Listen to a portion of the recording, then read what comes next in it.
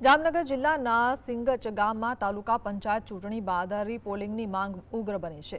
ગ્રામજનોએ ચૂંટણી પ્રક્રિયામાં ગેરરીતિ અને ટેકનિકલ બેદરકારીના આક્ષેપો સાથે ચૂંટણી કમિશનરને આવેદનપત્ર પાઠવ્યું છે। બૂથ નંબર 3 અને 4 પર ઈવીએમના બીયુ અને સીયુ ખોટી રીતે કનેક્ટ થતા મત અન્ય ઉમેદવારને ટ્રાન્સફર થયા હોવાનો દાવો કરવામાં આવ્યો છે। આપ ધારાસભ્ય હેમંત ખવાએ ગ્રામજનો સાથે કલેક્ટરને રજૂઆત કરી ચૂંટણી परिणाम पर रोक लगावी तात्कालिक रिपोलिंग करवानी मांग उठावी छे।